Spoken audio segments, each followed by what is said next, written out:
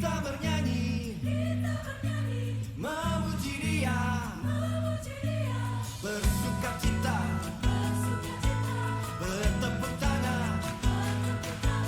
Mari bersama kita melompat. Sekali lagi. Satu harmoni, satu simfoni. Kita bernyanyi, memuji Dia, bersuka cita. Semuanya bertepuk tangan, bertepuk tangan. Mari bersama kita melompat. Are you ready?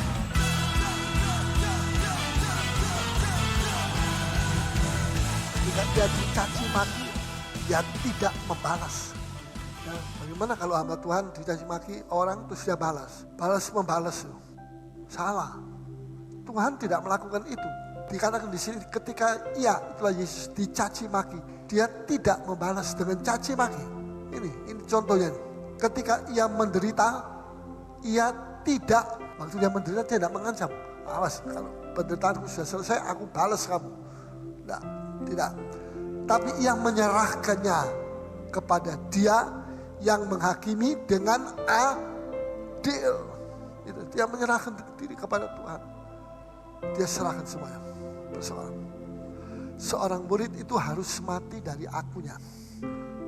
Orang yang mati dari akunya itu bagaimana? Orang mati kalau dicubit rasa sakit atau tidak? Diapakan saja dia diam. Ditampar diam. Dijewer diam. Ditoki diam. Semua diam dia. Digeblok sini diam.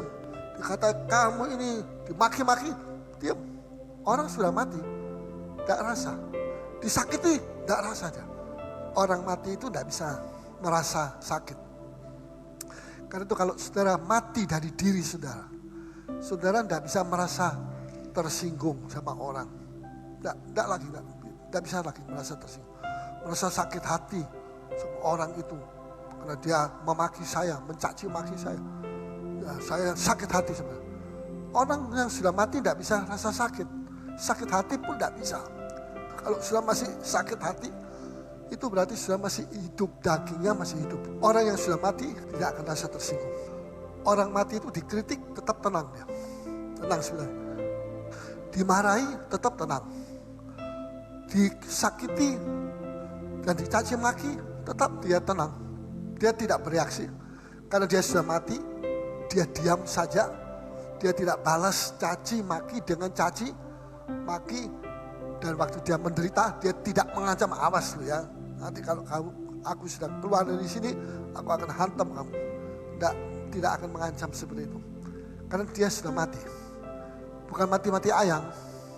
Mati ayang itu masih gelebek-gelebek gitu. Masih bisa, wow, aku digitukan, aku mau minta pembelaan. Nah, masih membela diri.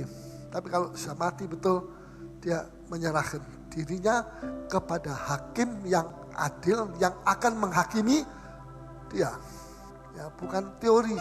Kita teori bisa, kita tahu teori, tapi kita tidak bisa menjadi teladan selama kita belum masuk dalam penderitaan. Ya, mungkin kita dicaci maki orang, kita diapakan orang. Manusia lama kita sudah mati. Lidah kita ini manusia lama sudah mati. Lidahnya sudah mati dari mengeluh. Ya, jadi dia tidak bisa mencaci maki, bersungut-sungut, dusta. Sudah mati dari semua omong kotor dan sebagainya. Sudah mati dari semua. Lidah kita tidak bicara lagi hal-hal seperti itu. Tapi sebaliknya memuji Tuhan. Lidah kita ini dipakai untuk memuji Tuhan, mengucap syukur. Kalau sudah dalam percobaan, sudah bagaimana? Sudah dalam sungutan, apa sudah sungut-sungut?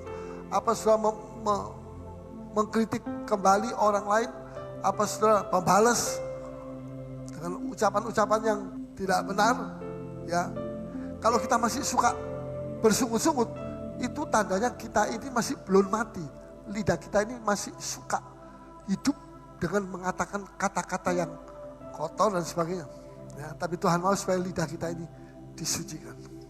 Lidah kita ini sudah mati. Jadi saya perhatikan kehidupan kita ini seperti teleskop.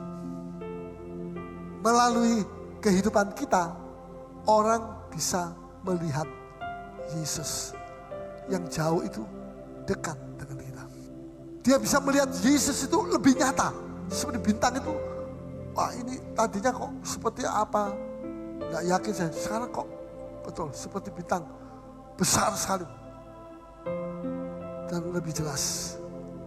Melalui hidup kita.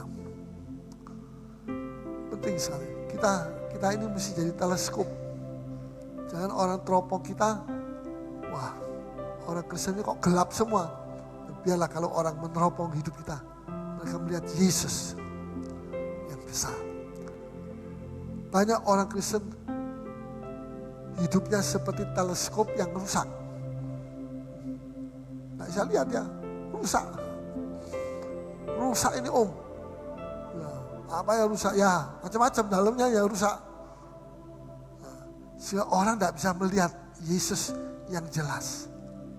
Orang itu mau melihat Yesus dalam hidup kita. Orang tidak mau melihat kita sekolah apa. Tidak. Ya, Mahatma Gandhi mengatakan banyak orang Kristen yang menjadi pegawai negeri. Banyak orang Kristen menjadi pegawai perusahaan dan pabrik-pabrik. Tapi orang non-Kristen masuk kantornya itu terlambat. Orang non-Kristen terlambat. Orang Kristen lebih terlambat. Bukankah manusia Kristen harus lebih baik jadi contoh buat yang non-Kristen? Kenapa kok jadinya begini? Pegawai non-Kristen suka mencuri. Pegawai Kristen singkap aja sama. Suka mencuri. Jadi Gandhi bilang, ya saya melihat Kristus itu bagus. Tapi mana orang-orang Kristennya kok begini, tidak cocok dengan perbuatan Kristus. Tetapi Yesus menyerahkannya kepada Bapa yang menghakimi dengan adil. Kita masih punya hakim, jangan kita menghakimi satu dengan yang lain. Gereja tidak pernah bisa dihancurkan karena aniaya. Gereja bisa dihancurkan karena perpecahan di dalam. Perpecahan di dalamnya sendiri. Ini pilihan kita. Kalau kita milih itu ya jadi begitu. Tapi kalau aniaya datang, tidak bisa itu memecahkan kita. Tidak bisa. Karena Tuhan melindungi umatnya. Amin. Tapi kalau kita bertengkar satu dengan yang lain, nah itu sebabnya. Kita mesti banyak berdoa. Jangan kita pakai emosi kita. Kita harus merendahkan diri. Dan kita harus tahu bahwa Tuhan sedang mengadakan satu persiapan yang besar pada zaman akhir dengan gereja Tuhan, dengan gereja setempatnya. Ya, kita perlu punya semangat untuk menderita. Amin. Nah, kalau semangat untuk diberkati semua mau. Semangat untuk menderita itu penting. Itu yang membuat kita kalah. Seringkali kita kalah karena kita tidak punya semangat untuk menderita. Kita menderita, kita kena percobaan, kita kena kritik, kita kena macam-macam. Kita sudah bingung. Wah, gimana menjadi orang Kristen kok begini. Orang mati itu tidak bisa merasa sakit. Karena itu kalau saudara mati dari diri saudara, saudara tidak bisa merasa tersinggung sama orang. Tidak bisa lagi merasa tersinggung.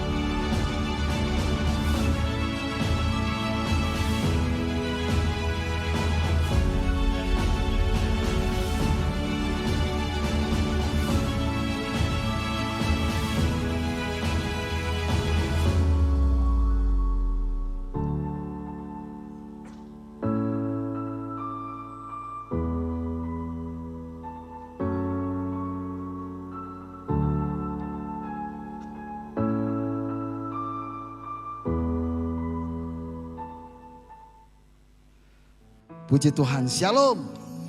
Sekali lagi shalom umat Tuhan. Lihat kiri kananmu dan katakan shalom, damai sejahtera bagi setiap kita di tempat ini. Haleluya. Senang bisa berjumpa kembali sore hari ini. Kita percaya kita adalah orang-orang yang luar biasa dalam Tuhan. Amin. Apapun persoalan yang masalah kita hadapi, kita percaya dengan Tuhan. Kita cakap melakukan segala perkara. Yang setuju katakan amin. Mari kita bangkit berdiri bersama-sama. Dan kita berikan tepuk tangan sorak-sorai bagi Yesus Kristus Tuhan kita. Haleluya. Ya. Hey.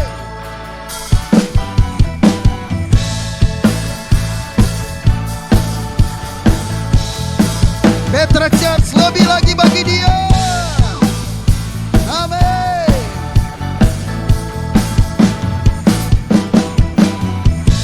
Hanya kau milikku di surga. Tiada yang ku ingini di bumi, hanya kau. Tak kuandalkan kekuatanku, namun yang pasti kau tetap selamanya Allah sumber kuatku, Allah sumber kuatku, Allah sumber kuatku dan bagianku samanya. Allah sumber kuatku, Allah sumber kuatku, Allah sumber kuatku dan bagianku selamanya. Katakan selamanya. Haleluya. Hanya kau milikku di surga. Tiada yang ku ingini di bumi, hanya kau. Oh yeah, yeah, yeah. Tak kuandalkan kekuatan, namun yang pasti oh, kau tetap sama. Semua Allah sumber ya kuatku, Allah sumber kuatku, Allah sumber kuatku dan bagianku sama. Allah sumber, Allah sumber kuatku, Allah sumber kuatku, Allah sumber kuatku dan bagianku selamanya. Haleluya, selamanya. Lebih lagi sorak-sorai bagi dia. Amin. Katakan hanya kau milikku di surga. Tiada yang ku ingini di bumi, hanya kau. Tak kuandalkan kekuatan, namun yang pasti kau tetap selamanya. Allah sumber ya kuatku, Allah sumber kuatku, Allah sumber kuatku dan bagianku sama. Allah sumber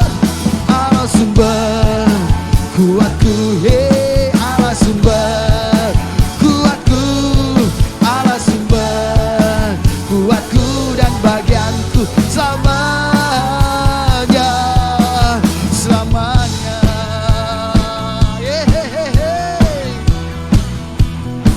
Kami bersuka cita di dalam Engkau, memuji menyembah-Mu. Amin. Engkau sumber kekuatan kami. Siapa namanya? Sekali lagi, Engkau sumber kekuatan kami. Siapa namanya?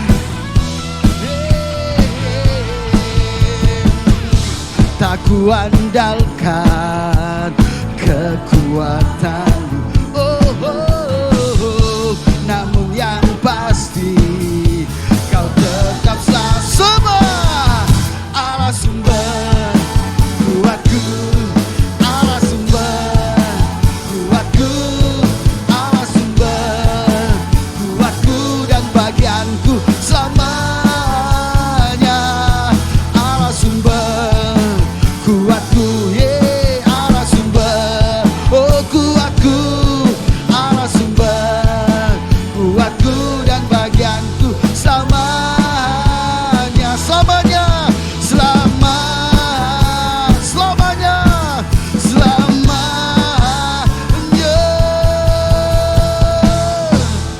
selamanya. Yeah. Amin. Yeah, yeah, yeah. Sorak-sorai bagi Dia. Haleluya. Haleluya, haleluya. Terima kasih Tuhan. Kami datang sore hari ini di hadapan-Mu dengan roh yang bergairah karena Tuhan ada di dalam kami. Kami bersyukur Tuhan karena kami percaya ibadah kami mengandung janji baik hari ini maupun di hari yang akan datang. Sebab itu biarlah Tuhan hari ini kami mempersembahkan hidup kami, tubuh, jiwa dan roh kami untuk kemuliaan nama-Mu. Mari angkat kedua tangan umat Tuhan. Dalam berapa menit angkat suaramu, katakan Tuhan Engkau baik. Naikkan syukur sebagai korban yang menyenangkan hati Tuhan. Naikkan syukur untuk sepanjang minggu ini penyertaan Tuhan dalam hidup kita. Sungguh Tuhan Engkau baik, Engkau baik. Oh, haleluya, haleluya. Oh, kami bersyukur kepadamu Tuhan. Haleluya. Bahwasanya kasih setia Tuhan kekal selama-lamanya. Terima kasih. Terima kasih Tuhan. Silakan duduk kembali Bapak Ibu Saudara. Terima kasih Tuhan.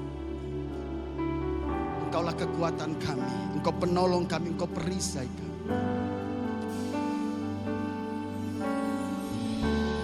Engkaulah perisaiku saat badai hidup menerpaku. Firman-Mu di dalamku. Amin Tuhan. Tenangkan jiwaku.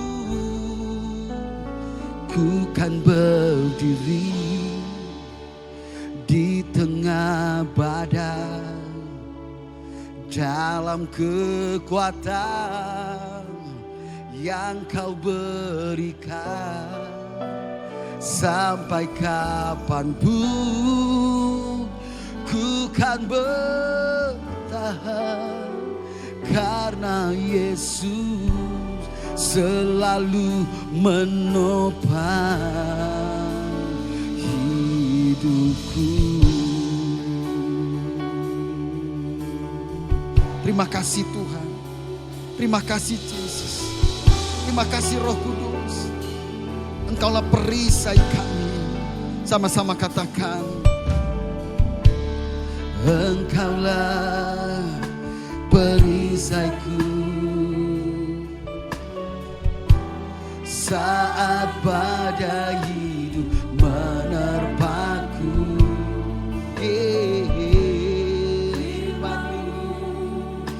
Di dalamku, tenangkan jiwaku. Oh, oh, Engkaulah perisaiku. Katakan dengan iman.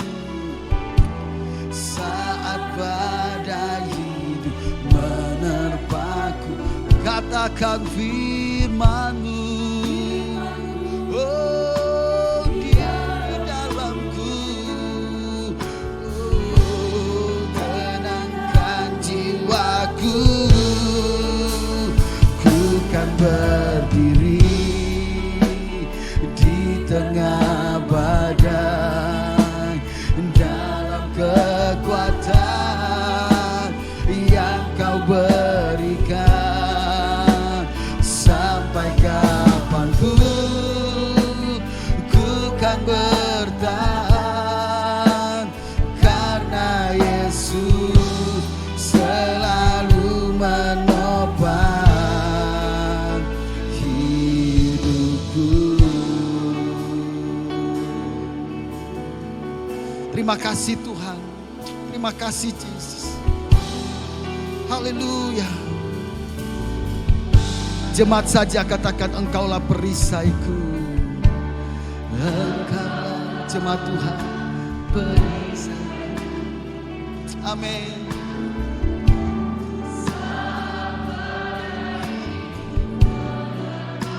Katakan firman-Mu, benar Tuhan.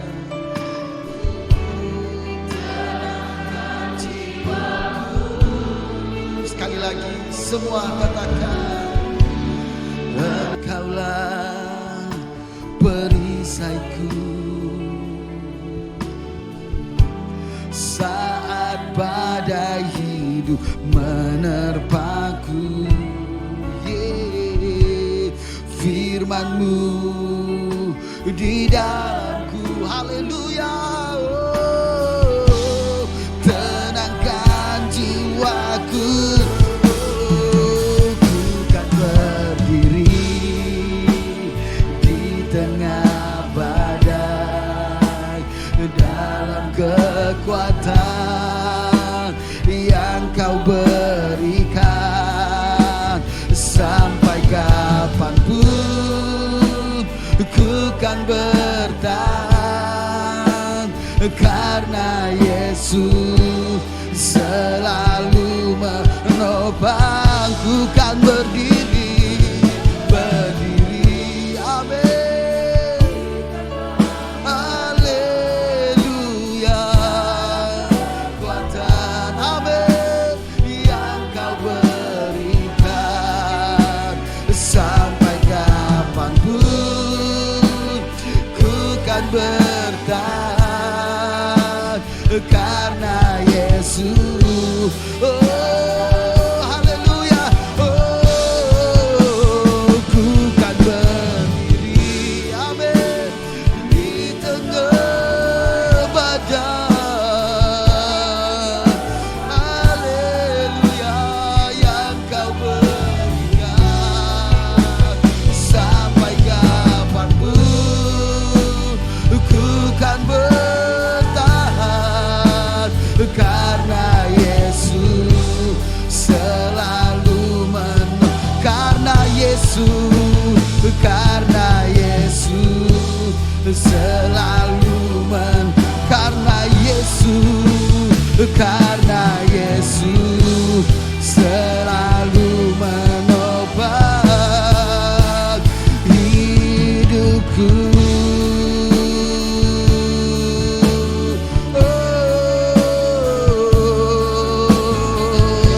Engkaulah perisai kami, Engkaulah kekuatan kami.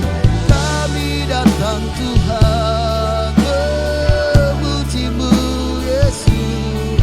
Haleluya. Oh, kami menyembah-Mu Tuhan. Haleluya. Ini umat-Mu Tuhan, ini gereja-Mu. Kami tinggikan, kami sembah. Haleluya. Hanya Engkau Allah yang layak disembah, hanya Engkau Allah yang layak ditinggikan. Oh Yesus, oh haleluya.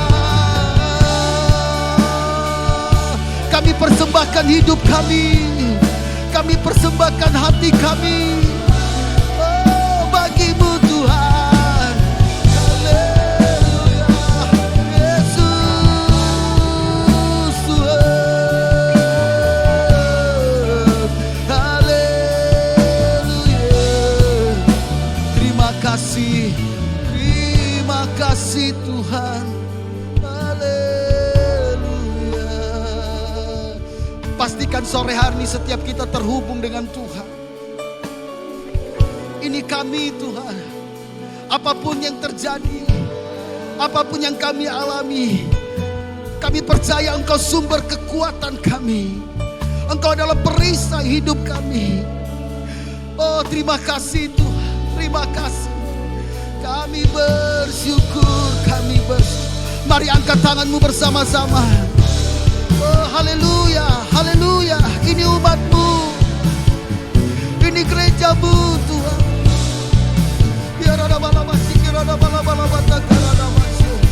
Haleluya, haleluya. Oh kami menyembahmu. Terima kasih Tuhan. Haleluya, haleluya. Terima kasih. Oh, ku kan berdiri di tengah badai dalam kekuatan yang Kau berikan. Sampai kapanpun ku kan bertahan, karena Yesus selalu. Jemaat Tuhan saja katakan, ku kan berdiri. Yes, yes Tuhan.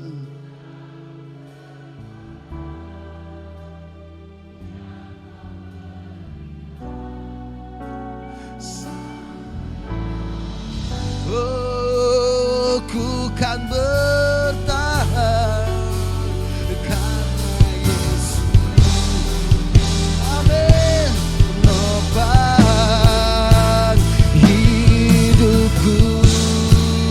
Umat Tuhan, kita bangkit berdiri bersama-sama dan nyatakan, ku kan berdiri di tengah badai dalam kekuatan yang Kau berikan.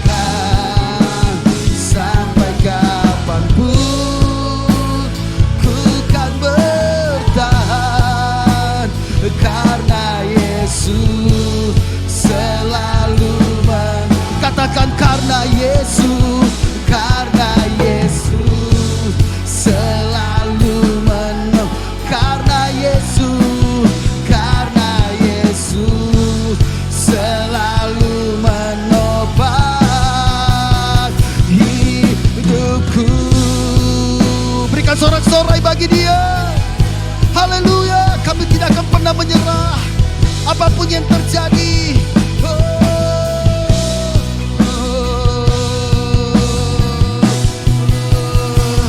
Ku tak akan menyerah pada apapun juga, sebelum ku coba semua yang ku bisa, tetapi ku berserah kepada kehendak-Mu.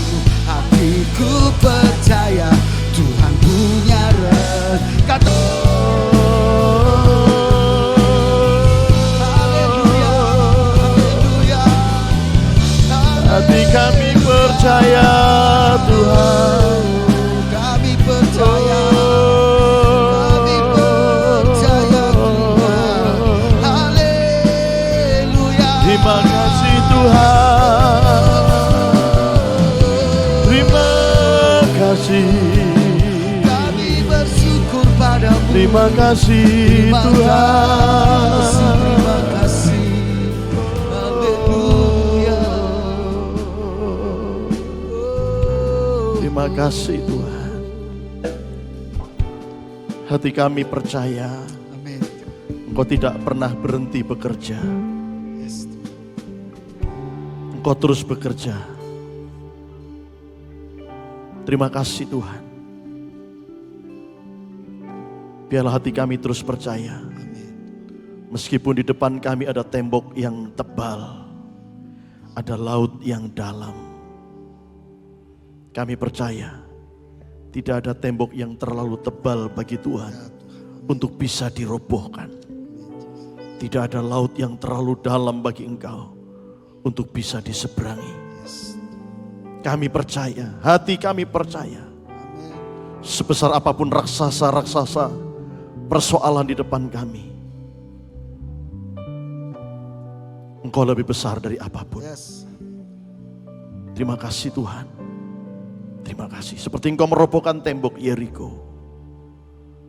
Seperti Engkau membelah Laut Merah. Kuasa yang sama bekerja di tengah-tengah kami. Amin. Dalam hidup kami. Dalam pekerjaan umat-Mu. Di tengah-tengah pelayanan kami. Terima kasih. Saatnya firman-Mu disampaikan. Kami butuh firman-Mu. Karena firman-Mu yang akan menuntun kami. Mengarahkan hidup kami. Segala kuasa yang bukan dari Tuhan, apapun bentuknya, kami tolak, kami singkirkan. Dan di dalam nama Tuhan Yesus, Engkau pergi dan tinggalkan tempat ini. Kami percaya kuasa Roh Kudus-Mu bekerja di tengah-tengah kami. Berbicaralah Tuhan, kami siap mendengar. Dalam nama Tuhan Yesus Kristus, setiap kita yang merindukan firman Allah bersama-sama katakan amin. Puji Tuhan, silakan duduk kembali. Selamat sore semua. Shalom. Merdeka. Ya, kita berada di momen kemerdekaan negara atau negeri kita yang kita cintai. Tuhan sudah tempatkan kita di tanah Indonesia yang kita syukuri kemarin merayakan 79 tahun kemerdekaan yang Tuhan sudah berikan. Dan hari ini mari kita akan melihat, kita akan buka lebih dulu Ibrani pasal 10 ayatnya yang ke-25, slide mungkin bisa langsung ditampilkan saja. Kita dimerdekakan, salah satu tujuan pentingnya adalah supaya kita beribadah kepada Tuhan. Tema kita di bulan Agustus adalah persistence atau kegigihan. Juga bisa berarti ketekunan, pantang menyerah, tidak mudah putus asa. Itu orang yang gigih, orang yang tekun, tidak mudah putus asa, tidak mudah menyerah, meskipun harus berhadapan dengan situasi yang sangat berat, yang sangat sulit. Berhadapan dengan tembok yang tebal, seperti yang dihadapi oleh Yosua ketika harus menduduki tanah perjanjian atau tanah Kanaan. Tantangan pertama setelah melewati sungai, menyeberang sungai, harus berhadapan dengan tembok yang tebal. Tapi sekali lagi bagi Tuhan tidak ada tembok yang terlalu tebal. Yeriko pun berhasil diruntuhkan oleh Tuhan. Dan itu dibutuhkan kegigihan, dibutuhkan ketekunan. Saudara ya, mari kita baca Ibrani pasal 10:25. Janganlah kita menjauhkan diri dari pertemuan-pertemuan ibadah kita seperti dibiasakan oleh beberapa orang. Tetapi marilah kita saling menasehati dan semakin giat melakukannya menjelang hari Tuhan yang mendekat. Salah satu kegigihan atau sikap kegigihan, ketekunan yang dibutuhkan yaitu ketekunan dalam hal kita beribadah. Ya. Ketekunan ini merupakan kekuatan orang percaya sebetulnya. Ketekunan itu bisa mengalahkan kemustahilan. Kegigihan itu bisa mendatangkan mujizat di dalam hidup kita. Mungkin sekarang kita berpikir mustahil bisnisku bisa maju, mustahil sakitku bisa sembuh. Ya mana mungkin suamiku bisa berubah, mana mungkin anakku bisa bertobat. Seringkali di kepala kita ini banyak ketidakmungkinan. Seringkali kepala kita penuh dengan kemustahilan. Itulah sebabnya jangan selalu menggunakan ini. Ada saatnya kita harus menggunakan apa? Iman kita. Ya, di sini saudara, ini bicara tentang ya kredibilitas kita, kepandaian kita, kepintaran kita. Kita ukur segala sesuatu dengan kepala. Tapi kepala ini hukumnya hukum matematika, 2 tambah 2 4. 1 tambah 1 2. Tapi kalau di sini hukumnya hukum iman. 2 tambah 2 bukan saja 4, bisa saja 2 tambah 2 itu 1 juta. Ya, bisa saja 2 tambah 2 itu 1 miliar. Di sini penuh keterbatasan, tetapi di sini unlimited, nggak terbatas. Ya, makanya kalau kita berhadapan dengan situasi sulit, jangan selalu menggunakan, kita bisa mengkalkulasi dengan ini. Ya, tapi kepala kita ini akan mentok, akan berhenti pada satu titik ketidakmampuan kita. Ya, kita perlu mensugesti pikiran kita. Tapi bukan hanya disugesti dengan atau dipengaruhi dengan pikiran yang positif. Kadang-kadang para motivator itu baik, ya. Mengatakan kepada kita, katakan, yes I can, ya saya bisa.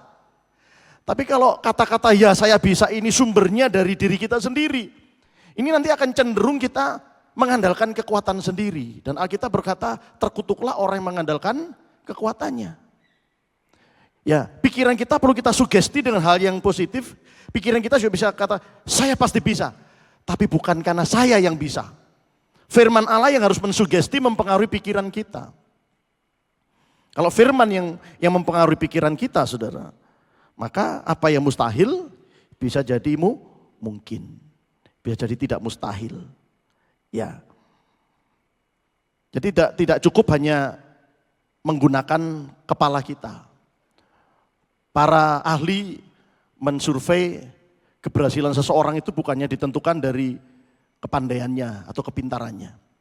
Bahkan mereka membuat survei hanya 15% kontribusi kepandaian seseorang, kepintaran seseorang untuk meraih keberhasilan.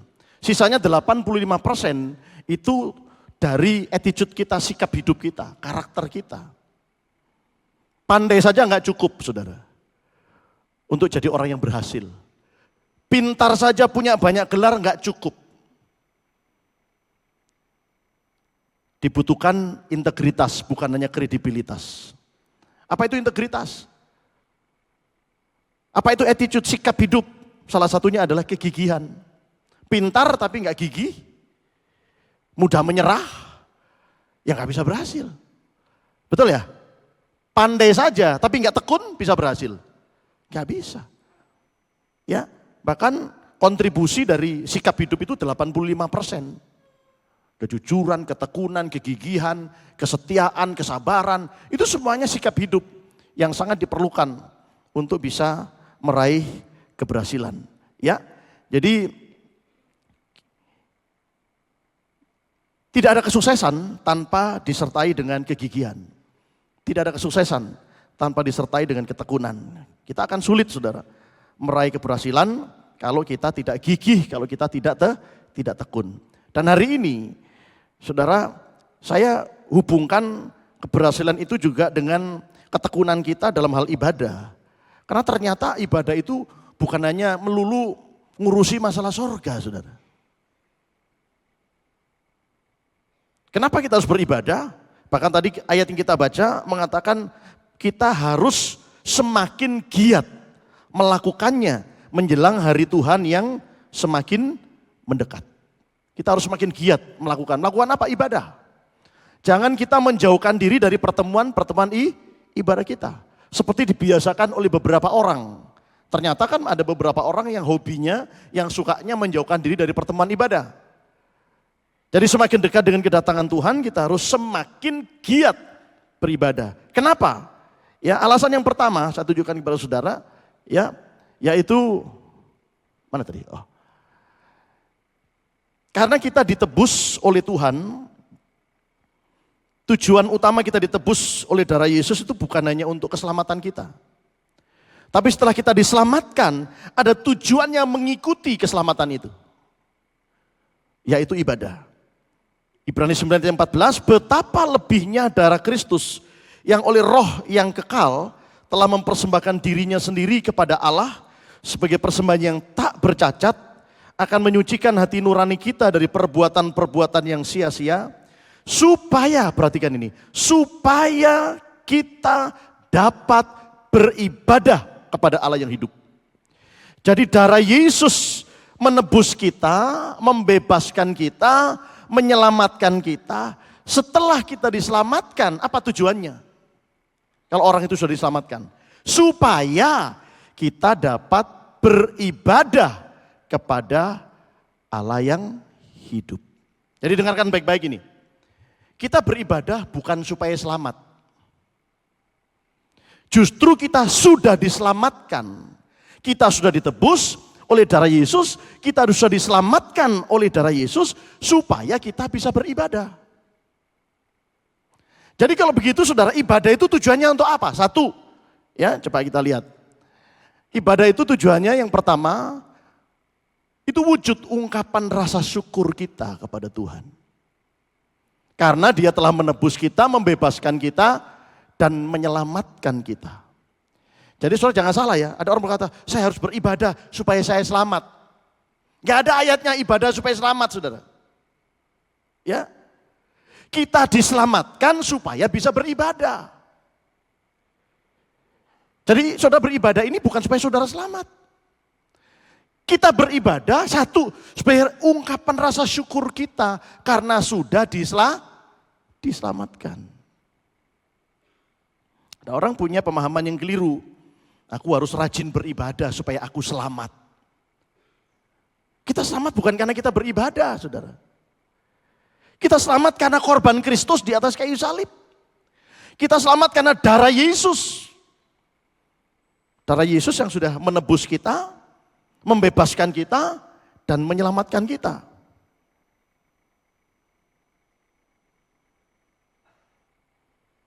Ya.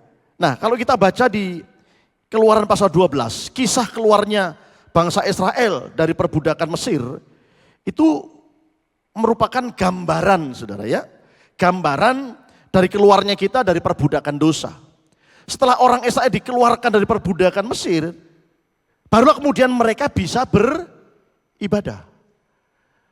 Sekian ratus tahun mereka diperbudak di tanah Mesir, mereka nggak bisa beribadah. Mereka diperbudak oleh Fir'aun, oleh Raja Mesir, untuk bekerja siang dan malam. Mereka kerja terus. Membangun dua kota besar yang namanya kota Pitom dan Ramses. Orang Israel, orang Ibrani, orang Yahudi ini diperbudak dengan pekerjaan sehingga mereka tidak bisa beribadah. Keluaran 12 ayatnya yang ke-31. Lalu pada malam itu dipanggilnyalah Musa dan Harun, katanya, bangunlah, keluarlah dari tengah-tengah bangsaku, baik kamu maupun orang Israel, pergilah beribadahlah kepada Tuhan seperti katamu itu. Jadi ketika mereka di Mesir nggak bisa beribadah, kemudian Tuhan pakai Musa untuk membebaskan orang Israel dari perbudakan Mesir, dengan tujuan bukan hanya menyelamatkan mereka dari perbudakan, ada tujuan yang mengikuti itu setelah mereka selamat, supaya mereka bisa beribadah. Jadi kalau kita ini sudah diselamatkan oleh Tuhan lewat korban Kristus, kita sudah terima Yesus sebagai Tuhan Juru Selamat kita secara pribadi, kemudian kita sudah memberikan diri kita, menguburkan manusia lama lewat baptisan air, sebagai wujud bukti iman percaya kita, menyatakan iman kita, dengan kita memberikan diri kita dibaptiskan, kita diselamatkan. Setelah kita selamat, apa yang kita lakukan? Beribadah. Karena itu tujuan Tuhan menyelamatkan kita, supaya kita bisa beribadah. Ya. Dan yang kedua, kalau ibadah itu gak menyelamatkan, ya memang gak menyelamatkan. Ya, ibadah itu satu tadi, wujud ungkapan rasa syukur kita kepada Tuhan karena Dia sudah menyelamatkan kita. Kemudian yang kedua, saudara, ibadah itu cara kita mendekatkan diri kepada Tuhan sehingga kita bisa melihat kebesaran Tuhan. Ya, di dalam hidup kita. Lewat ibadah, kita semakin dekat dengan Tuhan. Jadi ibadah itu cara kita mendekatkan diri kepada Tuhan. Bukan cara kita beroleh selamat. Kita sudah selamat, amin. Masih ada yang ragu di sini keselamatannya? Ya, jadi Anda beribadah bukan supaya selamat. Saudara sudah diselamatkan. Saudara datang untuk mengucap syukur sama Tuhan. Terima kasih Tuhan kau sudah menyelamatkan aku. Dan yang kedua, lewat ibadah ini kita semakin, ini cara yang Tuhan berikan supaya kita lebih dekat lagi dengan Tuhan. Dan bonusnya ketika kita dekat dengan Tuhan, kita akan bisa melihat kebesaran Tuhan. Kita akan bisa menikmati kebesaran Tuhan. Nah, untuk menjelaskan ini saya akan tunjukkan kepada saudara sebuah gambar. Ya, nanti ada beberapa gambar yang ini saya berharap bisa menolong kita untuk bisa memahami bagian ini, poin ini. Lewat ibadah, kita semakin dekat dengan Tuhan. Kalau kita semakin dekat dengan Tuhan, kita akan bisa melihat kebesaran Tuhan. Ya. So, lihat itu gambarnya. Anak kecil melihat apa? Pesawat Garuda. Saya mau tanya saudara sekarang. Mana yang lebih besar? Pesawat Garuda itu atau itu anak? Mana yang besar? Semuanya ini. Lagi memikirkan apa jawaban yang betul ya? A, anak itu lebih besar. B, pesawat itu yang lebih besar. Lagi berhitung ini, mana yang besar nih? Kalau dilihat dari gambarnya, pesawatnya lebih kecil. Dan kalau saudara berdiri pada posisi anak itu, anggaplah itu saudara. Saudara sedang melihat ini pesawat lagi terbang di angkasa. Realnya, pesawat itu besar atau kecil? Besar realnya. Faktanya pesawat itu besar. Tapi ketika saudara berdiri seperti anak itu melihat pesawat yang sudah terbang tinggi, bahkan semakin tinggi dia akan semakin kecil. Semakin tinggi lagi, semakin kecil lagi. Bahkan kemudian pada batas penerbangan komersial yang rata-rata 31.000 kaki dari permukaan laut, itu kira-kira 10 sampai 11 km. Maka kemampuan mata kita sudah tidak mampu lagi melihat. Kalau Raja Wali masih bisa lihat objek 8 km. Ya, tapi kemampuan mata kita nggak mampu lagi melihat objek yang sudah 10 km lebih di atas sana. Bisa nggak nampak lagi dengan mata kita. Padahal pesawat tadi itu nggak berubah ukurannya. Ukuran pesawatnya tetap sama. Size-nya kalau dia Boeing 737 ya atau dia Airbus 320 ukurannya tetap sama. Tapi semakin tinggi dia terbang, semakin jauh jaraknya dengan mata kita, maka semakin kecil pesawat itu. Bukan pesawatnya yang mengecil, tapi kemampuan mata kita yang terbatas. Apa maksudnya ini? Padahal saudara, kalau pesawat ini parkir di bandara, gedenya seperti ini. Orang-orang tuh yang pakai rompi orange, ya, bahkan kita pun bisa ratusan orang bisa ada di dalam.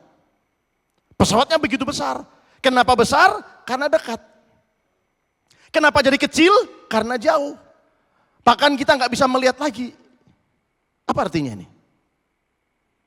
Saudara, Tuhan itu nggak berubah. Dia tetap besar, ya. Bahkan dia maha besar.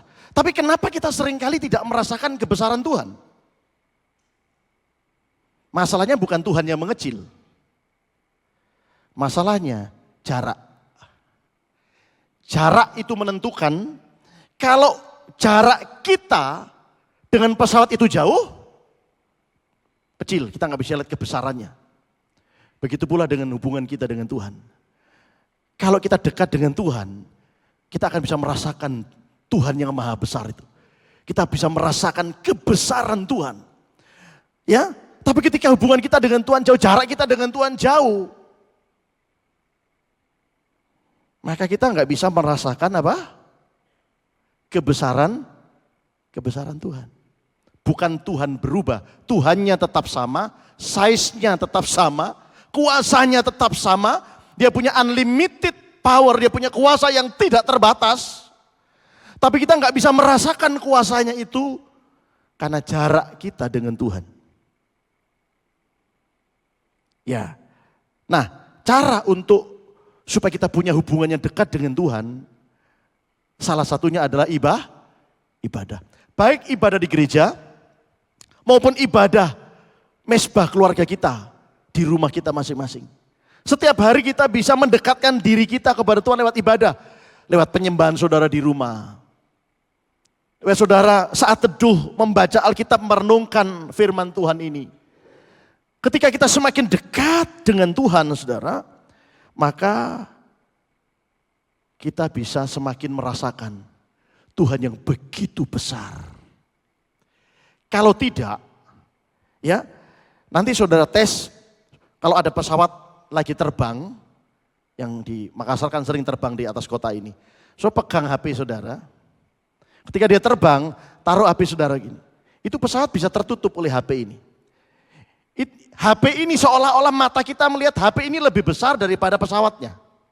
Betul nggak? Iya kan? So bayangkan pesawatnya lagi terbang tinggi kayak tadi itu. Kemudian kita pegang HP. Dan ketika HP kita taruh di depan mata kita, itu pesawat bisa tertutup. Ya, HP-nya jadi lebih besar. Ini saya gambarkan HP ini seperti persoalan gitu, seperti masalah. Ya, masalah ini jadi kelihatan lebih besar daripada Tuhan. Karena jarak kita nggak dekat dengan Tuhan. Kalau kita jauh dari Tuhan, masalah yang kita hadapi walaupun kecil, jadi kelihatan lebih besar daripada masalah. Ya, nah kemudian saudara tes ketika Anda ke bandara, HP yang sama yang saudara pakai, ketika saudara mau boarding, naik pesawat, semakin dekat dengan pesawat, saudara lihat, pesawatnya semakin besar, HP saudara semakin kecil. Apalagi ketika saudara masuk ke dalam pesawat, saudara duduk di dekat jendela. Jangankan pesawatnya, jendela pesawat itu jauh lebih besar daripada HP saudara.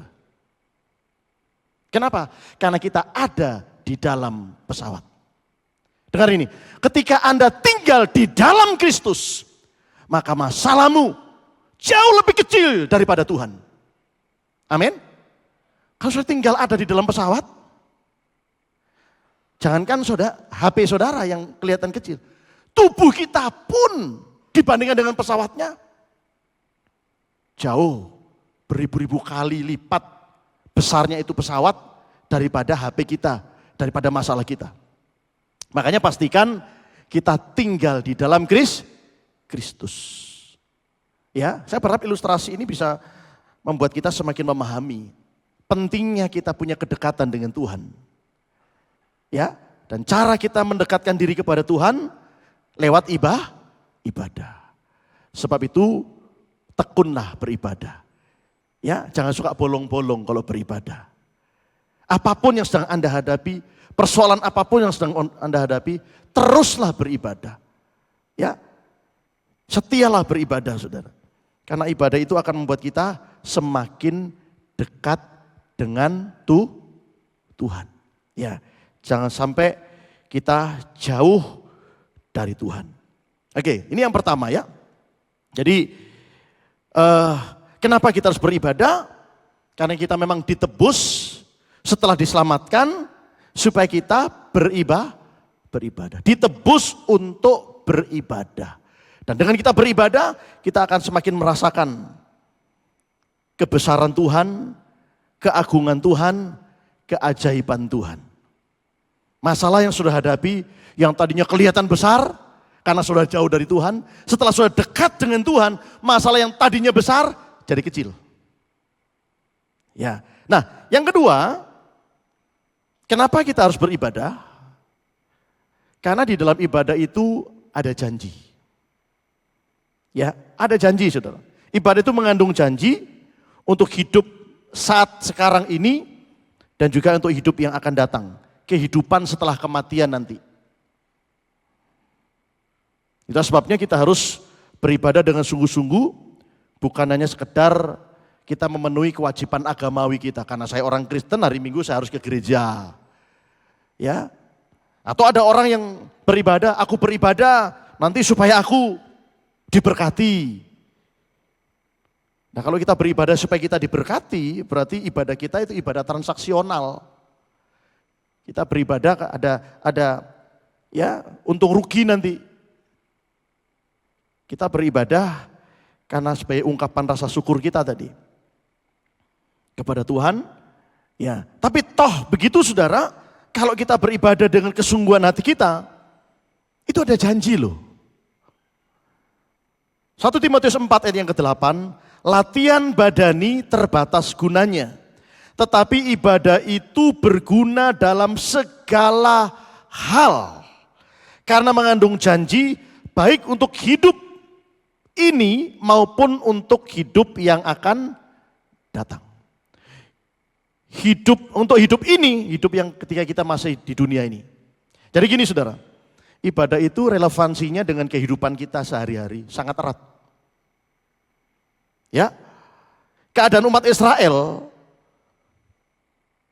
termasuk kondisi perekonomian mereka itu sangat dipengaruhi dengan sikap mereka pada waktu mereka beribadah. Ya, walaupun kita beribadah bukan karena janjinya. Firman Tuhan berkata apa? Carilah kerajaan sorga dan kebenarannya lebih dulu. Maka semuanya itu akan ditambahkan kepadamu. Nah, tidak sedikit orang Kristen fokusnya kepada kalimat terakhir. Hanya mau tambahannya, hanya mau berkatnya, hanya mau mujizatnya. Padahal Tuhan mau fokusnya yang pertama. Cari lebih dulu kerajaan sorga dan kebenarannya. Yang kita utamakan adalah kerajaan sorga, yang kita utamakan adalah kebenaran, firman Tuhan. Ini harus menjadi motivasi utama kita dalam beribadah. Bukan tambahannya, berkat mujizatnya. Kalau berkat dan mujizatnya, janjinya yang kita kejar, bukan Tuhannya yang kita kejar, bukan pribadi Tuhan yang kita cari, tapi kita cari janjinya, maka itu yang saya namakan tadi transaksional. Ibadah kita ibadah transaksional. Aku mau beribadah kalau aku dapat janji, kalau aku dapat berkat, kalau aku dapat mujizat. Motivasi kita sudah keliru. Padahal ibadah itu ungkapan rasa syukur kita kepada Tuhan karena Dia sudah menyelamatkan kita. Itulah berkat yang terbesar yang Tuhan berikan kepada kita. Nah, coba kita lihat ya. Di zaman perjanjian lama, Tuhan sudah berjanji kepada orang Israel. Kalau mereka setia, mereka tekun beribadah, maka ada janji yang mengikuti. Keluaran 23 ayat yang ke-25. Tetapi kamu harus beribadah kepada Tuhan Allahmu, maka ada janji sudah. Ia akan memberkati roti makananmu dan air minumanmu. Ini yang tadi dikatakan ibadah itu mengandung janji, baik untuk hidup sekarang ini yang berkaitan dengan kebutuhan kita. Memberkati roti makananmu dan air minumanmu. Jadi kalau kita beribadah dengan motivasi yang benar, kita sungguh-sungguh cari Tuhan, ini masalah kebutuhan kita sehari-hari itu pasti nanti Tuhan akan berikan kepada kita. Jangan itu yang dikejar. Kan itu sudah dijanjikan sama Tuhan. Gak perlu kita minta-minta. Ya, motivasi kita beribadah sama Tuhan karena kita mengasihi Tuhan, kita bersyukur kepada Tuhan, maka Tuhan akan tambahkan ini, berkatnya ini. Ia akan memberkati roti makananmu dan air minumanmu. Kebutuhan pokok kita, kebutuhan utama kita, kebutuhan primer kita, Tuhan akan sediakan. Ya, dan aku akan menjauhkan penyakit dari tengah-tengahmu. Kalau kita beribadah dengan sungguh-sungguh, saudara, dengan motivasi yang benar, bahkan dalam kondisi sakit pun kita tetap beribadah. Maka ada janji Tuhan, saudara. Tuhan akan berikan kita kekuatan, kesembuhan. Tidak akan ada di negerimu perempuan yang keguguran atau mandul. Aku akan menggenapkan tahun umurmu. Ada berkat untuk keturunan kita. Kalau kita orang tua, memberikan teladan kepada anak-anak kita.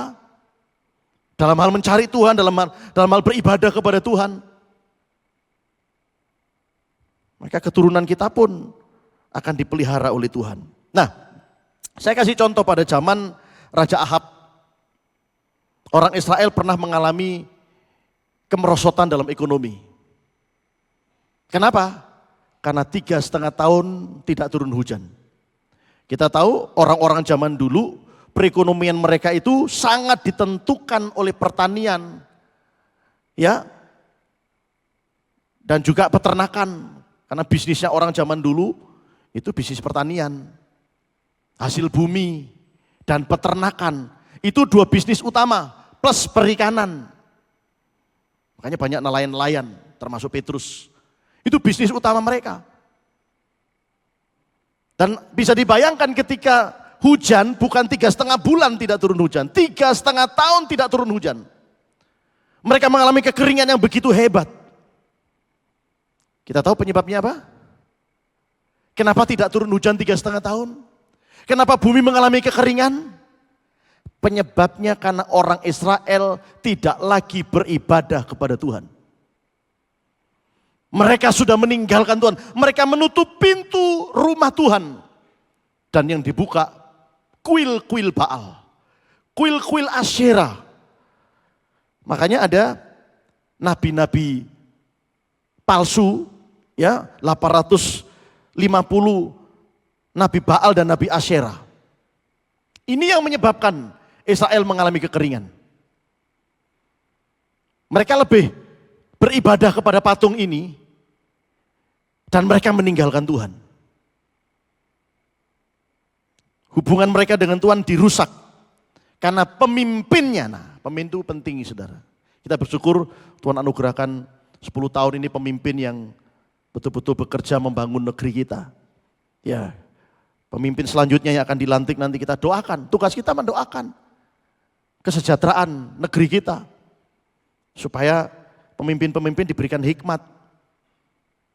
Jangan sampai pemimpin-pemimpin malah seperti zaman Raja Ahab ini membuat rakyatnya tidak peduli lagi dengan Tuhan.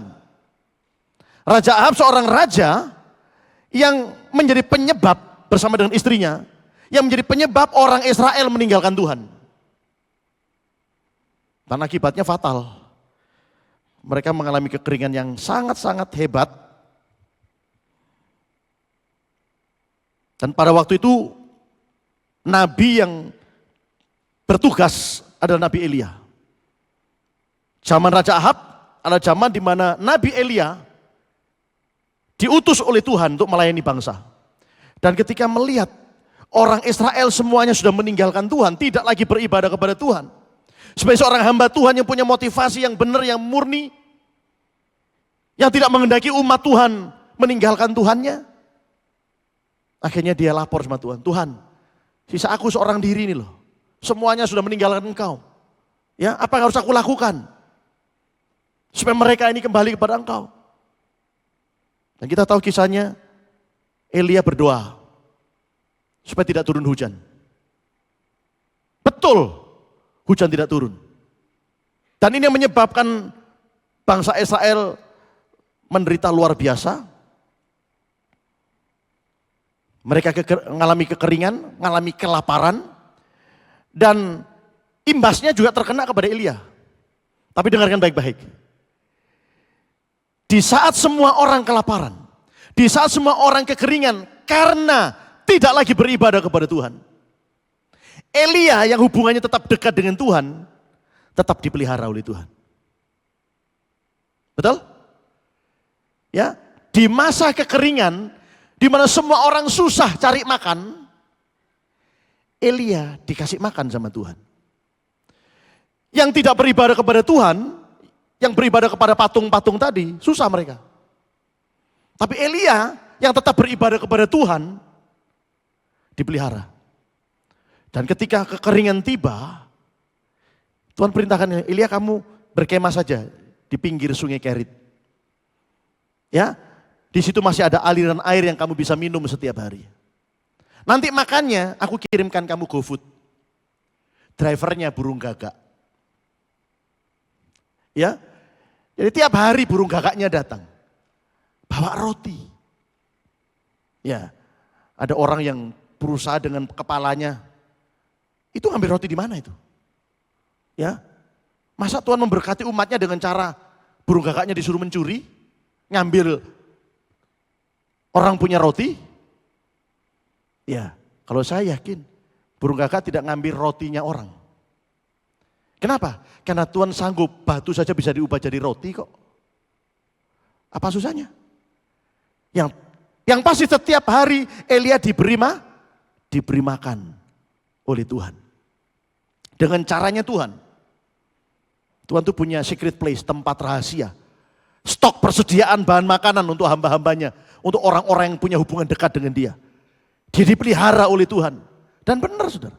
Di masa kekeringan yang hebat itu, orang lain kelaparan, Elia tetap bisa makan. Kenapa? Karena dia dekat dengan Tuhan. Dia tetap merasakan pemeliharaan Tuhan. Dia tetap merasakan kebesaran Tuhan. Kita kan pernah ngalami kan 2-3 tahun pandemi kemarin. Betapa sulitnya untuk cari makan kan. Ya, banyak toko yang pada akhirnya gulung tikar, nggak ada pembeli. Perusahaan-perusahaan banyak yang mem-PHK karyawan, orang-orang kehilangan pekerjaan, bingung gimana caranya makan. Termasuk kami hamba Tuhan sama, ngalami hal yang sama. Ibadah ditutup, ya akhirnya apa yang terjadi? Cuma satu saja, semakin dekat dengan Tuhan.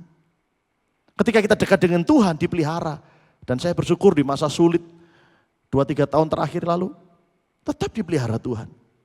Keperluan kami setiap bulan yang bisa di atas 20 juta tiap bulan untuk kebutuhan PK staff, keperluan kendaraan, pokoknya semua keperluan pelayanan. Sementara income ya kadang 6 juta, 7 juta. Sisanya ngambil dari mana? Mau minta sama siapa? Minta sama Tuhan. Dan dipelihara sama Tuhan. Rekening saya ini selalu ada saja yang ngisi. Tanpa saya tahu siapa yang ngisi. Beberapa saya ketahui, setelah saya tahu, saya coba cari nomornya, saya hubungi, saya katakan, terima kasih. Loh, Dul Sugeng kok tahu kalau saya kirim? Ya, saya ini kan agennya Mossad, saya bilang, saya bercanda sama dia. Ya, saya coba telusuri, kok bisa tahu nomor saya? Saya cari sama keluarganya. Ya, aduh cuma sedikit, enggak sedikit itu. Ya, ini bisa menghidupi beberapa bulan. Dan bukan hanya sekali, saudara. Beberapa kali dikirimkan. Dengan nominal yang cukup besar. Kok bisa ya? Padahal sudah kira-kira mungkin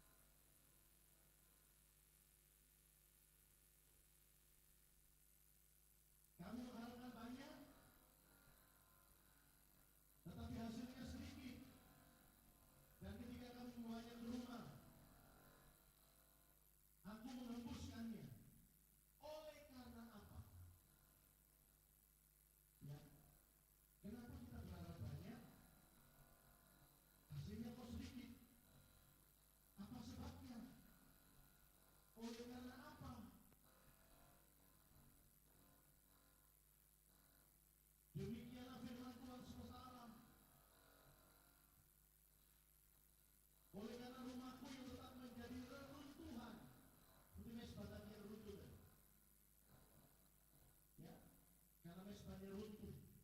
Ini rumah Tuhan yang runtuh. Sedang kamu masing-masing sibuk dengan urusan rumahnya sendiri. Jadi zaman akhirnya sama.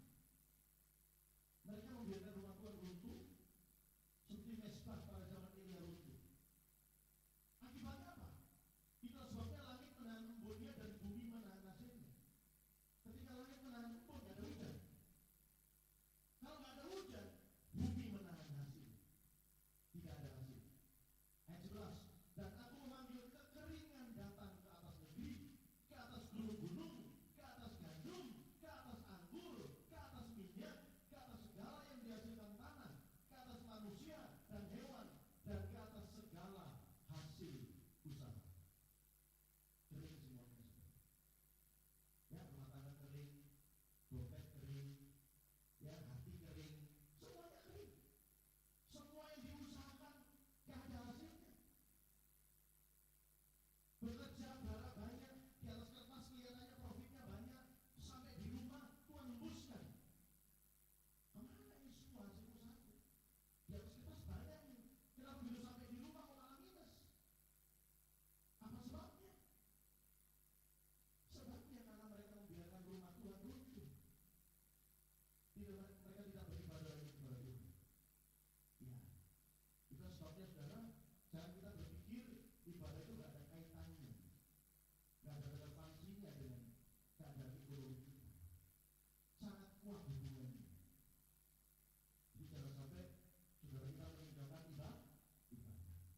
Tapi saya katakan lagi, tujuan utama kita beribadah supaya ungkapan rasa syukur kita kepada Tuhan dan supaya kita semakin dekat dengan Tuhan. Nanti setelah itu ada janji yang mengikuti, termasuk janji yang kita sudah baca tadi untuk bergurau. Dan yang terakhir, ya, yang terakhir kita lihat kembali di slide.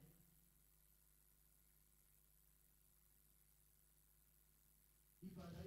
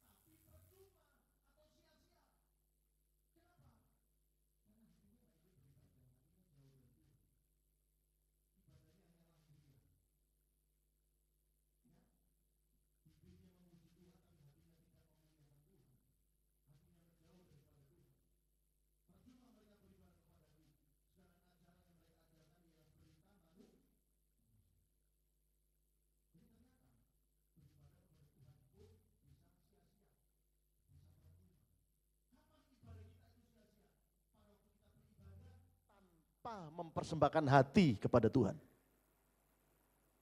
Jadi jangan sampai saudara rajin beribadah, tapi ibadahnya sia-sia, percuma. Nggak merasakan kuasa dari ibadah. Orang lain merasakan jamahan Tuhan, kita biasa-biasa saja. Nggak pernah merasakan jamahan Tuhan. Orang lain disegarkan, engkau tetap kering. Orang lain penuh dengan damai sejahtera, engkau penuh dengan ketakutan dan kecemasan. Hati saudara kering, penuh dengan kekhawatiran. Karena nggak ada lagi kebenaran di dalam hati. Alkitab berkata di mana ada kebenaran, di situ akan tumbuh damai sejahtera. Akan ada ketenangan, ketentraman sampai selama-lamanya. Ada orang sudah rajin ke gereja tapi nggak ada ketenangan hatinya. Bisa jadi penyebabnya karena ini. Mulutnya memuliakan Tuhan, bibirnya memuliakan Tuhan, tapi hatinya menjauh daripada Tuhan. Sehingga tidak pernah bisa merasakan kuasa dari ibadah. Sehingga ibadah itu bagi dia, bagi orang lain, bermanfaat luar biasa. Tapi bagi dia jadi percuma ibadah itu. Jadi sia-sia beribadah. Ya memang saudara, faktanya ada orang yang ketika beribadah, dia pulang, dia dilawat, dijamah oleh Tuhan, hatinya dipulihkan oleh Tuhan, hidupnya dipulihkan oleh Tuhan. Tapi bagi sebagian orang, biasa-biasa saja. Dia nggak merasakan apa-apa. Bisa jadi penyebabnya ini. Hatinya menjauh daripadaku. Percuma mereka beribadah kepadaku. Sedangkan ajaran yang mereka ajarkan ialah perintah manusia. Ya, jadi firman Tuhan mengajar kita malam hari ini di poin yang terakhir. Ayo kita periksa ibadah kita. Sejati atau tidak? Jangan sampai kita sudah beribadah, tapi ibadah kita sia-sia. Karena ibadah kita nggak sejati. Ibadah itu sejati atau tidak, sekali lagi, ditentukan dari apa yang kita persembahkan. Bisa saja orang itu mempersembahkan keluar dari dompetnya, tapi belum keluar dari hatinya. Dia memuji Tuhan keluar dari mulutnya, tapi belum keluar dari dalam hatinya. Hatinya jauh daripada Tuhan. Maka ketika itu yang kita lakukan, Alkitab berkata sia-sia atau percuma. Ayat yang kedua yang saya tunjukkan kepada saudara. Kapan ibadah kita itu sia-sia? Yakobus 1 ayat 26. Nah, Yakobus 1 ayat 26. Kapan ibadah kita sia-sia? Jikalau ada seorang menganggap dirinya beribadah, tetapi tidak mengekang lidahnya, ia menipu dirinya sendiri. Maka, apa? Sia-sialah ibadahnya. Jadi ternyata ada orang-orang yang menganggap dirinya beribadah, tapi sayangnya dia tidak mengekang lidah. Dia tidak mendisiplin lidahnya. Asal ngomong, asal bunyi, asbun. Ya, saya ngajar jemaat di Manado. Kalau ngomong saya bilang, jemaat kalau mau bicara itu think before talk. Pikir dulu sebelum ngomong. Ya, apakah yang saya ucapkan ini kebenaran atau kebohongan? Pikir dulu sebelum ngomong. Apakah kata-kata saya ini nanti melukai hati istri saya, melukai hati suami saya, atau tidak? Ya, kalau kita tidak mikir dulu sebelum ngomong, banyak orang terluka dengan mulut kita. Banyak orang terluka dengan lidah kita. Banyak orang terluka dengan perkataan kita. Ya, karena nggak mengekang lidah. Tetapi tidak mengekang lidahnya. Ia menipu dirinya sendiri dan sia-sialah ibadahnya. Jadi saudara kalau kita beribadah, menganggap diri kita beribadah, tapi kita nggak mengekang lidah, kita nggak ada self control, penguasaan diri terhadap lidah kita. Nanti banyak orang terluka dengan mulut kita ini. Banyak orang tersakiti dengan kata-kata kita. Dan itu akan membuat ibadah jadi sia-sia. Jadi kalau kita tidak mau ibadah kita tidak sia-sia, ayo kita kendalikan perkataan kita. Pikir dulu sebelum ngomong. Amin? Setuju? Sepakat? Bilang kiri kanan. Pikir dulu sebelum ngomong. Ya. Banyak orang kan ngomong dulu baru mikir. Wah ngomong, baru aduh susah lah ngomong kita. Tapi so tak kalah mi. So terlanjur keluar itu kata-kata yang menyakiti hati. Dan untuk menyembuhkannya itu tidak mudah saudara. Ya, orang itu bisa sembuh. Satu, kita minta maaf. Dan kalau dia mau memaafkan, dia sembuh. Kalau dia nggak memaafkan, walaupun kita sudah minta maaf dan dia tidak memaafkan, dia akan tetap sakit. Hatinya akan tetap sakit. Bayangkan hanya gara-gara perkataan loh. Ya, jadi ibadah harus disertai dengan mengekang lidah. Jadi mulai jadikan ini prinsip hidup. Sebelum aku ngomong, aku harus pikir dulu. Apakah kata-kata yang aku sampaikan ini menjadi berkat, mendatangkan kasih karunia, atau malah mendatangkan kutuk dalam hidup orang itu. Bukan kasih karunia.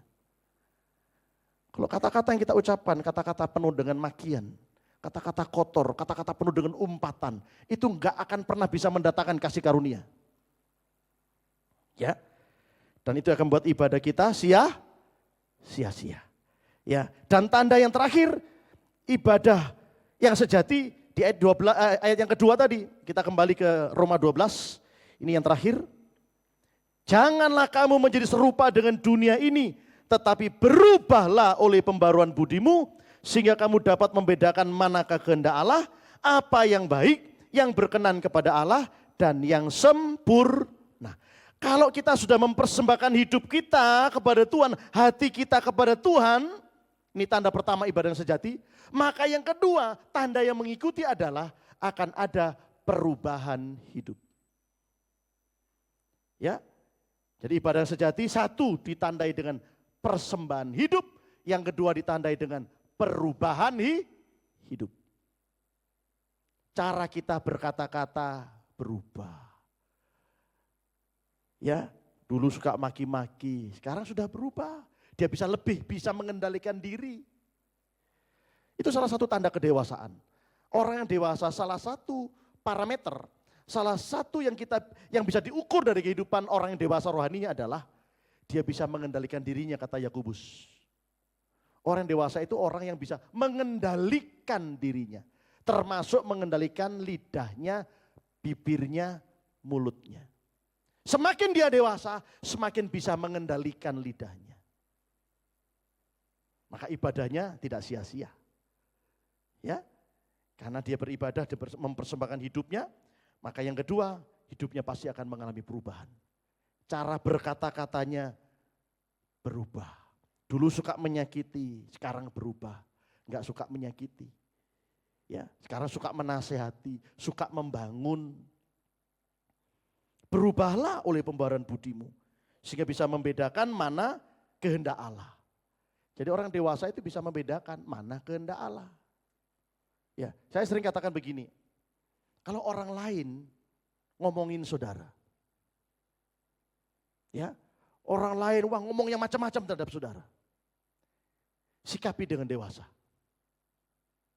Saya punya prinsip begini, saya nggak bisa mengendalikan mulutnya orang mau ngomong apa tentang saya. Saya nggak bisa kendalikan mulutnya dia. Tapi aku bisa kendalikan mulutku sendiri untuk tidak balas omongannya. Kalau orang dewasa nggak membalas.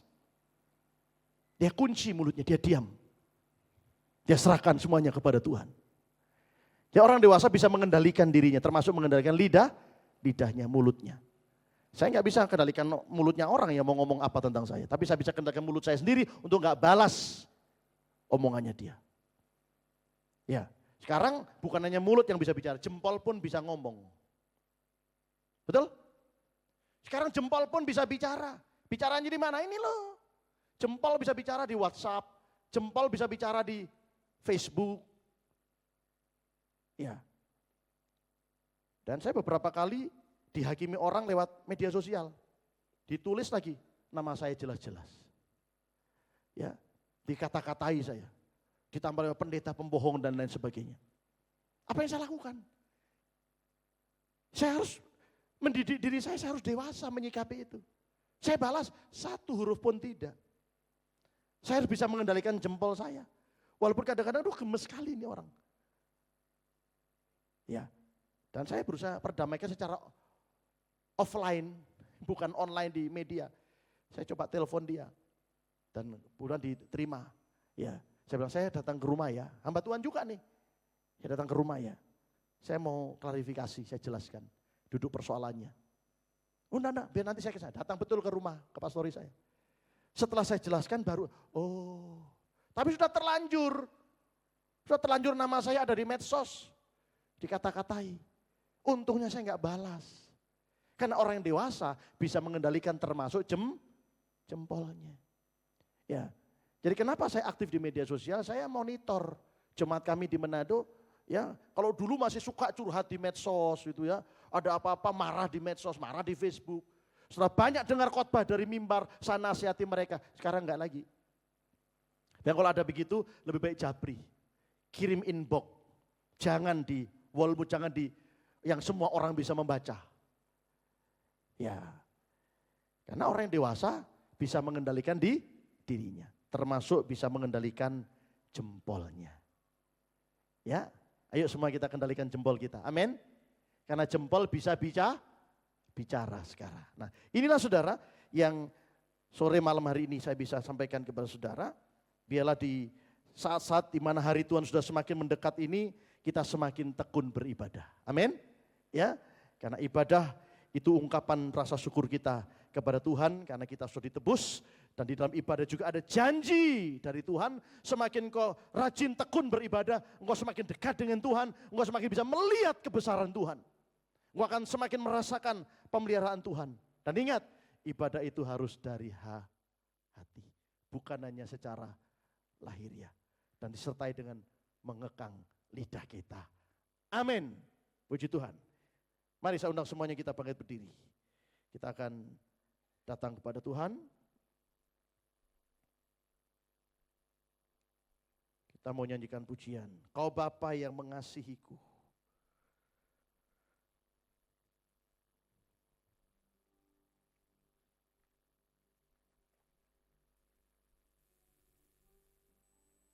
Kau Bapa yang mengasihiku, kuasa-Mu memulihkanku, hati yang baru Kau berikan untukku dapat melihat rencana. Amin. Benar Tuhan, rencana-Mu indah bagi kami Tuhan. Kau ada di setiap langkah-langkah kami. Amin. Hatiku haus dan lapar akan Engkau. Kaulah segalanya. Nyanyikan pujian ini dari hati yang terdalam kita. Akui Dia. Engkaulah segalanya dalam hidupku Tuhan. Amin. Kerajaan-Mu, kebenaran-Mu, itu bagianku. Kaulah yang ku pandang. Amin. Selama hidupku.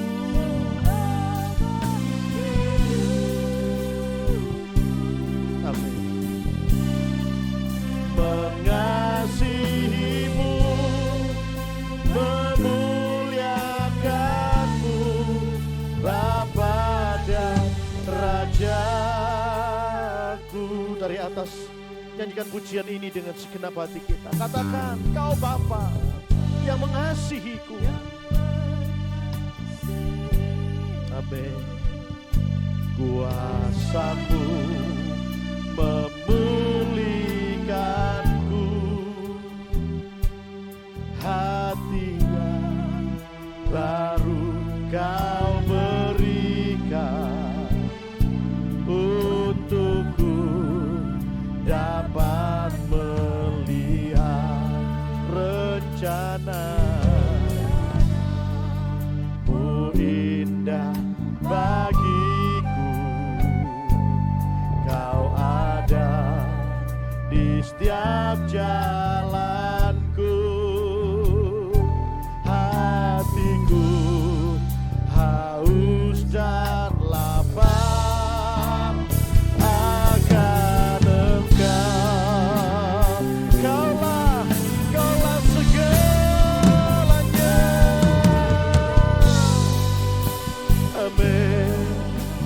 nyanyikan dengan segenap hati kita. Hidupku,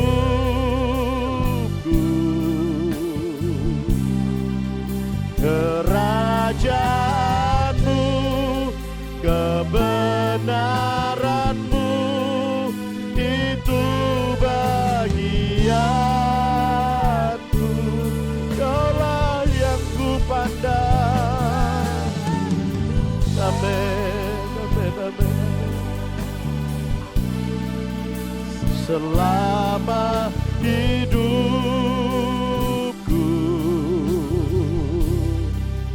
mengasihimu, memuliakanmu, Bapa dan Rajaku. Kaulah segalanya. Amin. Benar Tuhan, Kaulah segalanya dalam hidup kami Tuhan.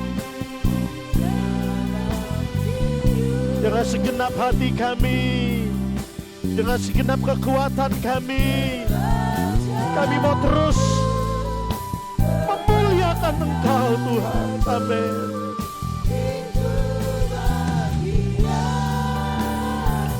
Kaulah yang ku pandang, yang ku pandang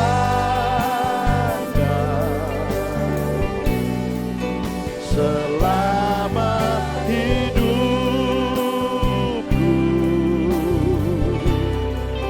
mengasihimu, memuliakanmu, mengasihimu, mengasihimu, memuliakanmu. Sekali lagi, mengasihimu, mengasihimu, memuliakanmu,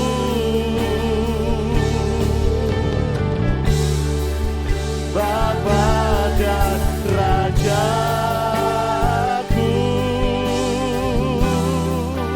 Haleluya. Mari sembah Dia, sembah Dia, tinggikan Dia. Dia ada di sini. Agungkan Dia dengan segenap hatimu. Haleluya. Kaulah segalanya Tuhan dalam hidup kami. Kaulah kekuatan kami, Kaulah sumber pertolongan kami, Engkau penyembuh kami Tuhan, Engkau penyedia atas hidup kami. Haleluya. Haleluya. Janji-Mu ya dan amin Tuhan. Haleluya. Oh, ya Rama ya segala lama. Irada baba baba baba baba lama ya segala lama. Irada nama ya segala lama ya sa. Irada nama ya segala lama. Terima kasih Tuhan, kami sembah Engkau, kami tinggikan Engkau Tuhan. Terima kasih Tuhan, kami percaya firman-Mu ya dan amin. Kami percaya janji-Mu ya dan amin. Apa yang Kau janjikan pasti Kau akan genapi Tuhan. Buat kami semakin dekat dengan Engkau, supaya kami boleh semakin merasakan kebesaran-Mu, keagungan-Mu, kemuliaan-Mu, dan kuasa-Mu yang tanpa batas. Terima kasih Bapa, terima kasih. Firman-Mu sudah disampaikan, dan apa yang sudah disampaikan tidak akan pernah kembali dengan sia-sia. Engkau akan bekerja sesuai dengan apa yang tertulis di dalam firman-Mu. Firman yang Engkau sudah lepaskan, yang sudah jatuh di tanah hati kami yang terbaik. Dia akan berakar, bertumbuh, dan pada akhirnya kami akan menikmati buah dari firman-Mu. Terima kasih Bapa. Terima kasih Tuhan. Terima kasih. Malam ini hamba menyerahkan setiap sidang jemaat-Mu ke dalam tangan-Mu. Engkau yang mengetahui pergumulan mereka. Mungkin mereka sedang berhadapan dengan tembok yang tebal. Mungkin mereka sedang berhadapan dengan laut yang dalam. Mungkin mereka sedang berhadapan dengan Goliat, dengan raksasa-raksasa yang tinggi besar. Kami percaya tidak ada yang mustahil bagi Tuhan. Dan bagi kami yang percaya kepada firman-Mu, kepada janji-Mu Tuhan. Dan bila ibadah yang kami lakukan, ini adalah ungkapan syukur kami. Karena kami sudah ditebus oleh Tuhan. Kami sudah dibebaskan oleh Tuhan. Dan kami beribadah dengan sepenuh hati kami. Dengan segenap hati kami. Dan kami percaya apa yang mustahil tidak akan lagi mustahil. Berapa banyak di antara jemaat hari ini engkau mengambil komitmen, Tuhan mulai hari ini aku mau lebih dekat lagi dengan Engkau. Melalui ibadah aku akan semakin dekat dengan Engkau. Dan aku akan semakin bisa melihat kebesaran-Mu. Kalau engkau merindukan ini, engkau mau semakin dekat dengan Tuhan. Karena kedatangannya juga semakin dekat. Jangan kau menjauhkan diri dari Tuhan. Tapi mari kau semakin dekat dengan Tuhan. Kalau engkau rindu semakin dekat dengan Tuhan, angkat tangan tinggi-tinggi di hadapan Tuhan. Gak usah lihat kiri kanan. Siapapun yang mau lebih dekat lagi dengan Tuhan, angkat tangan di hadapan Tuhan. Tuhan akan menarikmu mendekat kepadanya. Tuhan lihat kerinduan hati saudara. Dan semakin kita rindu dekat dengan Dia, maka Dia akan menarik kita semakin dekat dengan diri. Dalam nama Tuhan Yesus. Dalam nama Tuhan Yesus. Buat kami semakin dekat dengan Engkau Tuhan. Buat kami semakin bertekun dalam ibadah. Di dalam nama Tuhan Yesus. Dalam nama Tuhan Yesus Kristus. Kalau kami dekat dengan Tuhan, masalah kami tidak akan kelihatan lagi. Karena Tuhan yang akan terlihat.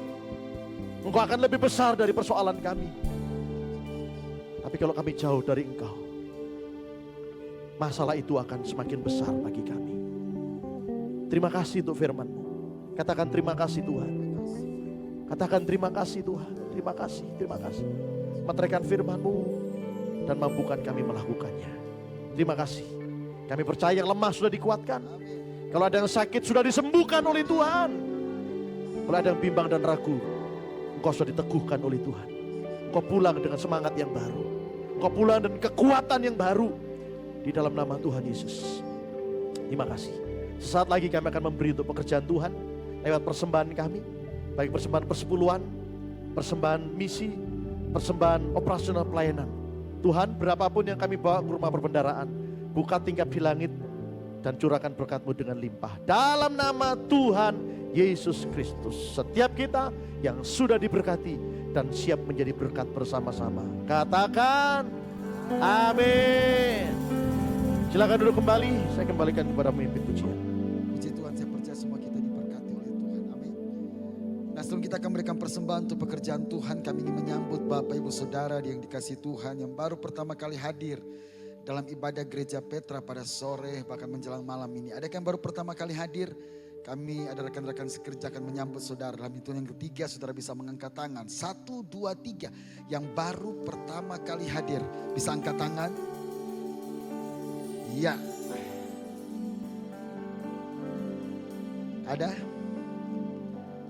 Ya, puji Tuhan. Tuhan memberkati kita semua. Dan sekarang kita akan berikan persembahan untuk pekerjaan Tuhan. Mari kita beri yang terbaik untuk Tuhan. Sambil persembahan dijalankan Petra News berikut ini.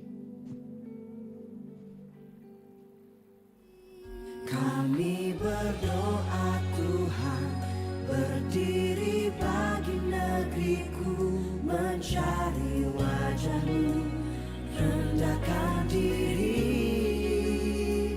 Ampunilah negeriku, dengarkanlah doaku, nyata Kau pulihkan Indonesiaku. Shalom jemaat Tuhan, selamat datang di Gereja Petra. Pada bulan Agustus ini, tema gereja kita adalah Persistence. Bersama saya Besa akan memberikan informasi kegiatan seputar Gereja Petra selama sepekan. Inilah Petra News. Bagi para wanita, hadirilah ibadah Petra Women secara tatap muka pada hari Selasa jam 5 sore. Hadirilah ibadah doa lawatan setiap hari Kamis pukul 9 pagi.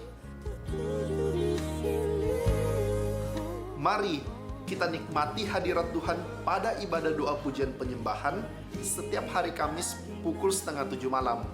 Saksikanlah Bible Study bersama Gembala Pendeta Paulus Yenitya secara online melalui YouTube Gereja Petra Makassar setiap hari Jumat pukul 7 malam. Untuk orang-orang muda, mari bergabung di dalam Petra Youth setiap hari Sabtu pukul 6 sore. Bagi orang tua, bawalah anak Anda mengikuti ibadah Petra Kids pada hari Minggu yang diadakan sebanyak 2 kali, yaitu pukul 9.15 pagi dan pukul 5:30 sore. Bagi kamu para remaja, ibadah Petra Teens setiap hari Minggu pukul 5 sore. Ibadah Raya Minggu diadakan sebanyak 2 kali, yaitu pukul 9 pagi dan pukul 5 sore. Bapak Ibu juga dapat mengikutinya melalui live streaming di YouTube Gereja Petra Makassar. Bagi jemaat yang membutuhkan pelayanan pemberkatan pernikahan dan konseling, Bapak Ibu bisa menghubungi Bapak Pendeta Muda Yudi Martopo di nomor 0812 6313 1957 atau Ibu Naomi Martopo di nomor 0813 5569 0646.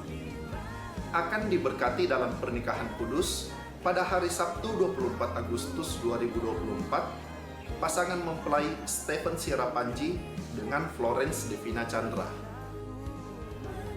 Sebab kamu memerlukan ketekunan, supaya sesudah kamu melakukan kehendak Allah, kamu memperoleh apa yang dijanjikan itu.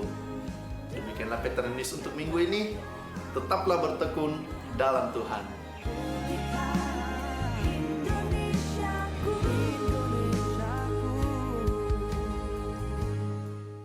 Ya, puji Tuhan, sebelum kita mengakhiri ibadah kita malam hari ini, saya akan membacakan pengumuman tambahan. Yang pertama, berita duka telah dipanggil Bapa di sorga almarhum Bapak Bahari dalam usia 76 tahun. Suami dari Ibu Tresia, ya Jemaat Petra, meninggal pada hari Sabtu tanggal 17 Agustus pukul 7 pagi ya di Rumah Sakit Siloam. Dan ibadah penghiburan hari Sabtu sudah berlangsung dan juga tadi siang sudah melaksanakan ibadah pelepasan jenazah. Ya, kami mewakili Bapak Gembala dan Ibu dan seluruh jemaat mengucapkan turut mendoakan bagi keluarga yang ditinggalkan diberikan kekuatan dan penghiburan dari Tuhan. Dan berikut juga adalah telah dipanggil Bapa di sorga almarhumah Ibu Silviani Toyang Pangrukruk SH, usia 51 tahun, suami Dr. Insinyur Martin Paloboran, ST, MT, IPM, Jemaat Petra, yang meninggal pada hari Jumat tanggal 16 Agustus 2024 jam 4 pagi di Rumah Sakit Unhas. Nah, ibadah penghiburan sudah berlangsung pada hari Jumat, Sabtu, dan sebentar juga ibadah penghiburan juga berlangsung. Dan besok ibadah pelepasan jenazah pada hari Senin tanggal 19 Agustus 2024 jam 12 siang. Alamat rumah duka Taman Panciro Indah Blok 5 nomor 3 Panciro Goa. Dan ibadah ini akan dilayani oleh Gereja Petra. Ya, kami mengundang Bapak Ibu Saudara untuk bisa menghadiri, untuk berikan kekuatan kepada keluarga yang ditinggalkan. Mari kita bangkit berdiri bersama-sama, kita akan mengakhiri ibadah kita pada malam ini dan saya undang kembali Bapak Pendeta Sugeng Budi Susanto untuk menutup kita di dalam doa.